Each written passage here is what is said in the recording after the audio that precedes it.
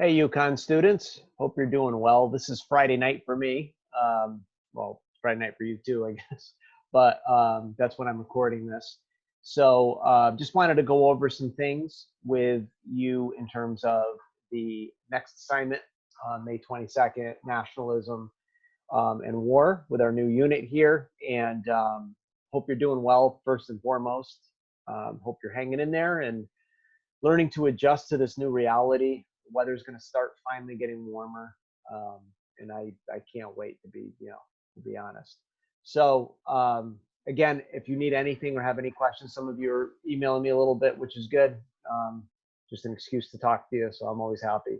But I just want to go over tonight. I just want to outline some of the causes of World War I, not so much from an American perspective, but from internationally what happened in Europe. The reason I want to do that is because while it's a U.S. history class, it will help you to kind of understand the context of what we were involved with and kind of how that happened. So seeing that this is, about nationalism, it's key that you understand that it was really nationalism that helped these countries to go to war with one another. Because when you have intense pride and loyalty in your country, you want to show that, you want to prove it. You want to do what's best for your country. And if it's taken to an extreme, it's the idea that we are truly the best culture that there is, and we need to show that to the rest of the world. So that's gonna lend itself towards expansion. It's gonna lend itself towards imperialism, expanding your influence, your culture over other territories. Maybe in some cases going back many, many years, ancient battles that you've had over certain territories. And people are going to go along with that too. But this idea, of nationalism is key, because the one time you can see this is even if there's deep divisions within a country, and you're at a point of weakness because you're fighting internally. But one thing that can solve that and can cause that to not be as big a deal is to get an outside enemy, because that's one way to bring people together. We're not seeing it so much right now with the COVID-19 crisis, but if we were attacked by a common enemy as we were in 2001, you did see it. A lot of nationalism, not in the extreme destructive way that we see during World War I, but you did see people come together. And I think to some degree we're seeing that, but there's still so much partisanship. But that was one of the things that we saw. So in terms of what caused it, understand that the causes of World War I is the European powers began to fight one another. Nationalism was a big cause of that. Imperialism is a big cause of that. It's all well and good that you want to expand yourself and expand your influence and your trade and your power. But what happens when you expand that into an area that the other countries want to expand their power into? Well, we talked last time, that's kind of what happens with China with the open door policy. We see it all over the world at this time, in Asia and Africa. These countries that are quote unquote discovered, right? They've always existed, but it's almost like your history books read, they didn't really exist until Europe got there, which is not true. But we certainly definitely impact these countries. And so this imperialism is going to help countries to kind of, go even further into their nationalism and be at odds with one another. So what do you do if you want to be imperialistic? You want to expand your empire. You want to be nationalistic. You want to protect yourself against the nationalistic impulses of other people. You build a big army is what you do. Alfred Mahan, of course, talked about the influence of sea power upon history. And people built big navies too, because to get to these places, you needed to go on the water. You didn't have airplanes. You just had them the technology is going to start to come around turn of the 20th century. So you needed to have Navy ships and things like that if you were going to run into other enemy vessels, you're going to need to protect yourself. So we have that happen. And it isn't before too long when you begin to see these European powers say, some of us have common interests, right? Just like we do today. We have the North American Treaty Organization, NATO, which was originally formed by countries worried about the influence and expansion of communism. So you've got influences here where you say, you know what? We've got a common interest in Africa. We've got a common interest here. Or maybe our common interest is just that we don't like this other country or we feel threatened by them. Well, you start to click up and have alliances. The enemy of your enemy is your friend type of thing. That is really true. And what happens here in this situation. The alliances, some are public, some are secret. And, in a personal way, you've seen this happen in the hallways of the high school. People who try to play both sides of some situations. A couple of people don't really care for one another for whatever reason. And you see this kind of thing happen, right? People playing double agent, so to speak. What that does, though, is it fosters a great deal of mistrust. And even with your enemies, or your friends, your allies, you're not really trusting them because you think they're up to no good. And when you have money, power, and respect involved, it tends to create a lot of tension and warfare pretty quickly. And also remember that this time period, we go back to the late 19th, early 20th century. When you talk about what drove a culture, gender roles were clearly defined back during this time. The women's movement is going to challenge that, but they were entrenched. And the idea of what it meant to be a man was you were a soldier. That's where your pride and your self-respect and your courage and some of those character traits that are still valued in our society today. We still see it in the military. If you think of the military commercials and how they kind of make their pitch, but we see it in the athletic world too, right? We see those types of character traits kind of on display. So we still react to these things. And so when you've got countries, here's the other thing that's going to happen too, that's going to lead this conflict to become such a global thing. You have governments, unlike ours at this time, that were monarchies, that were basically they were being ruled by one powerful leader. And that one powerful leader had the authority to bring an entire nation to war. And what's crazy about this era, okay, of World War I, which begins in 1914, these kings were related to one another. They were cousins, and they had these family squabbles even. World War I is as much as it's the first World War, it's kind of the end of an old world too. For those of you who've heard of the show Downton Abbey, one of the things about that show that I think is interesting is it kind of shows the end of that world. The landed estate aristocracy, wealthy individuals. It's really neat to watch. Some people joke about Downton Abbey. I think it's a really good show. Anytime a show can hold your interest just through characters where there's not a lot of craziness going on, that's quality. And it shows the end of kind of that aristocracy, that elite kind of idea that was happening throughout Europe, the classism. Well, what the show is essentially about is the service staff who works in the house, the butlers, the cooks, the maids, services the family, the wealthy family, and how those two worlds interact with each other. That's what's the beauty of the show. So those are the causes that we see happen. We see a lot of things go on too. The Balkans is going to be a major place that we see at the heart of World War I, Eastern Europe. The Ottoman Empire was in charge of this area, which today a lot of people, the most famous country involved in the Ottoman Empire was Turkey. Russia and Austria-Hungary competed over this region. Serbia, Bulgaria, Greece, and Romania were all independent nations. Okay, that kind of surrounded this area. Serbia, they wanted large numbers of ethnic Serbs home from the Austro-Hungarian Empire. So Austria sees Serbia as a dangerous enemy. They wanted their independence, much like we did from Great Britain. It's actually a Serbian nationalist that starts World War I by shooting the Archduke Ferdinand of Austria. It started as a nationalistic, we are our own people, we want our independence. You had a nation like Germany, who had only been unified since 1871. So you're talking about 45 years. That's how young they were as a nation. Okay, so Prussia was the most prominent Germanic state prior to that. But then those states united by Bismarck primarily.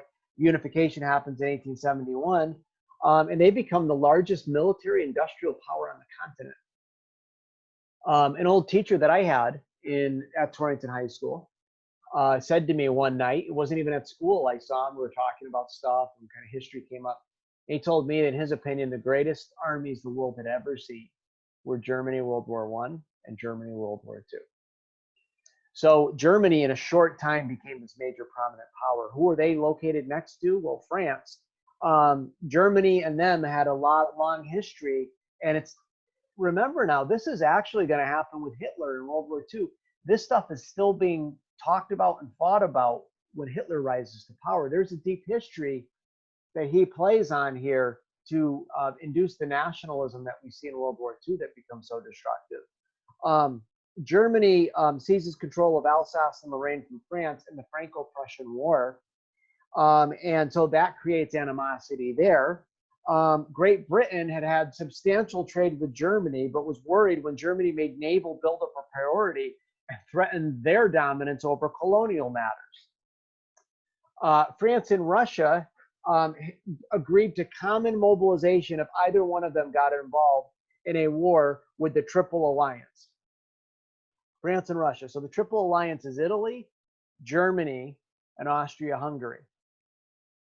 Okay, so those two promised that they have each other's back. Germany had refused to renew a reassurance treaty with Russia because they were becoming friendly with Great Britain. And so that happened there. So Germany and Britain both wanted cooperation, but William II had an English mother and grandmother, believed he wanted to prove that Germany was just as good as Great Britain. So every time that you see England expand in Africa and the Pacific, Germany demands compensation and payments. There's this constant butting of heads with the two countries. So you have the Triple Alliance, Italy, Germany, Austria, Hungary, and you have the Triple Entente, okay, which is Russia, France, and England, okay?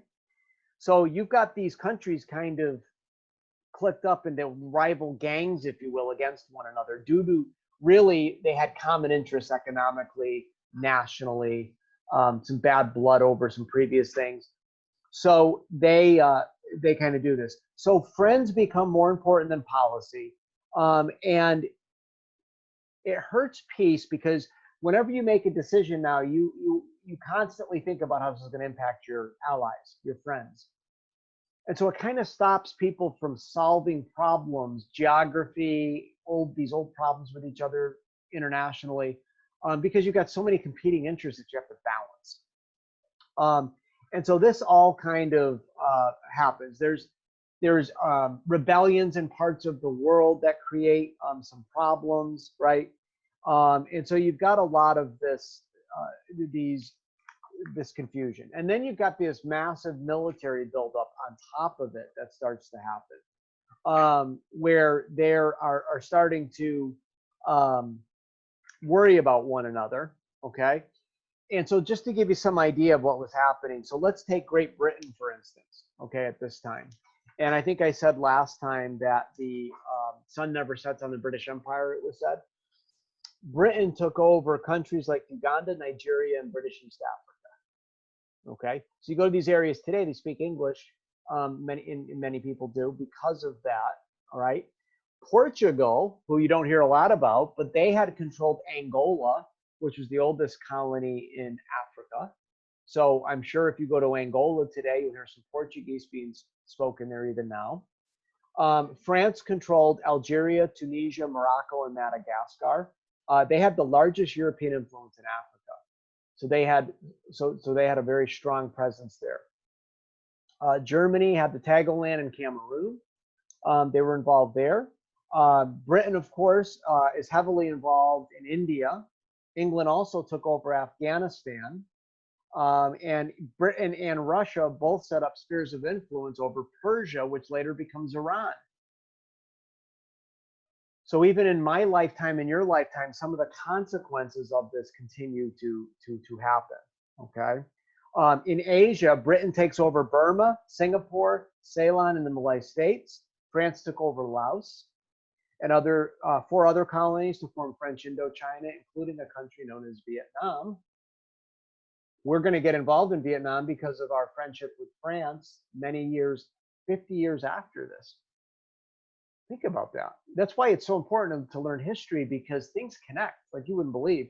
Something you read in an old book you doesn't think matter, all of a sudden it's playing itself out right in front of us. Our animosity, this weird relationship we have with China and Russia, to be honest with you, this kind of love-hate relationship has deep roots. Both countries were, oh, China still is communist, Russia was for many years. And it wasn't like Russia became this democracy like we are overnight when that fell in the 90s. No, you still see this authoritarian kind of thing going on, and we don't entirely trust one another. China never has trusted anybody because of some of the things that we talked about, the open door policy, the Boxer Rebellion. We don't forget these things. And China becomes communist, which by in and of itself speaks to building their community. And pure Marxism actually doesn't, is more isolationist. You know, they don't, it's actually a worldwide revolution that they advocate for. What I should say is that pure Marxism is the idea that there's no borders. It's a worldwide movement. Communism tends to bring in nationalism with it. So it takes Marxism, combines it with nationalism, and now you kind of have, let's worry about Russia. So Russia and China don't necessarily get along because they don't have exactly the same thing going on. You know, China has animosity with Vietnam after we leave there. And so you have all this stuff that's not quite Marxism, but it's this variation that when nationalism gets involved.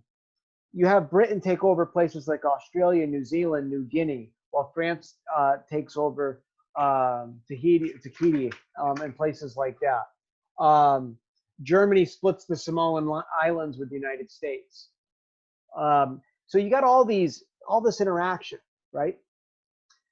All it's going to take is a little spark that's going to create this huge forest fire. Because all these alliances now are going to come in. If someone hurts you, I've got your back. If someone, right? Well, that event happens when Gavrilo Princip, who is a member of the Serbian nationalist group, the Black Hand, assassinates the Archduke Franz Ferdinand. And Austria immediately blames Serbia. And that now this gives them an opportunity to end that threat once and for all. They sent an ultimatum basically depriving Serbia of independence. There is evidence that Serbia was going to maybe negotiate because this was a terrorist group, the Black Hand. It wasn't like a Serbian directed government agent that did this. So there is evidence that Serbia was going to negotiate, but because a lack of communication, we see war happen. The message didn't get there in time. And so we've got this massive war that happens where Europe is divided into two camps. So you have basically the Central Powers, okay, who are Germany, Austria-Hungary, the Ottoman Empire, so the Mideast, a lot of those Middle Eastern countries like Turkey, and Bulgaria, okay, Eastern European country. I actually had Bulgarian food one time. I went to Washington, D.C., I may have told you this, to see the National We the People competition. And there was a Bulgarian bistro there. It's like, I don't know, who wants Bulgarian food? You know, there's pizza, there's tacos, there's some really good stuff. But they talked me into it. I went and I was glad I went. Food was really good. If you like Greek salads, like feta cheese, it was that. It was sausage. It was tomato sauce, like a little like Italian. It was really good. But anyways, the Bulgarians and the Ottoman Empire, Austria-Hungary, and Germany were one side, and the allies are France, Britain, Russia, Japan, later Italy. I should tell you that Italy was on the side of the Central Powers first and switched sides. China and the United States. 31 countries, because all of those countries' colonies now count, right? They're involved in the war. 31 countries, listen to this number, 65 million soldiers. 65 million soldiers fight in World War I. Most of the fighting takes place in Europe, the Middle East, and Africa, although you have fighting all over the world, okay? So think of the vast number of interests, people, diverse nations that get involved in this thing. And that happens. I want you to think, too, of a place like the Ottoman Empire. Um, once the Ottoman Empire is destroyed, right, they lose. So just spoiler alert, Central Powers lose, okay? And the Ottoman Empire is broken up. Well, why does that matter? This is where the Middle East comes from.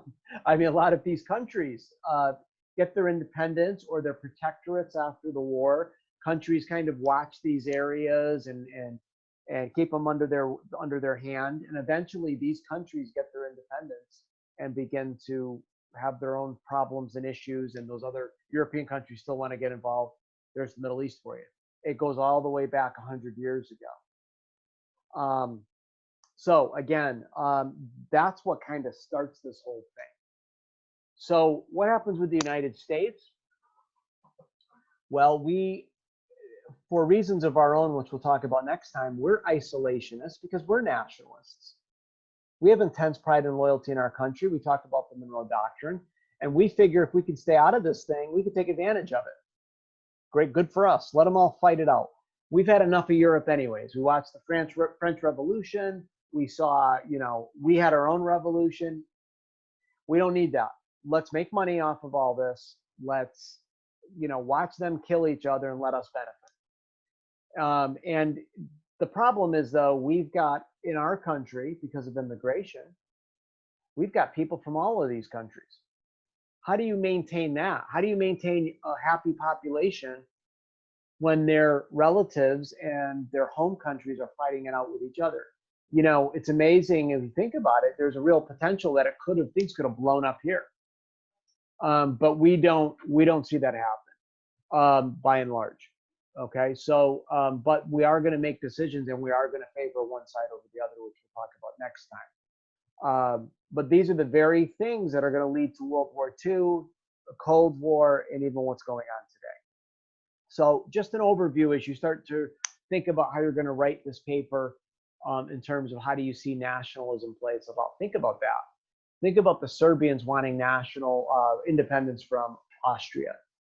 Think about all these colonies and the nationalism that's driving the Germans to seek unification. And, again, this is about U.S. history, so this is more just background for you. But, it's amazing to think about how this is going to impact everything else. Okay, that's it for tonight. Hope to see you soon. Again, contact me. Have a good weekend. All right. Or I hope you had a good weekend by the time you watch this. Hang in there. And I miss you guys, and looking forward to talking to you again soon.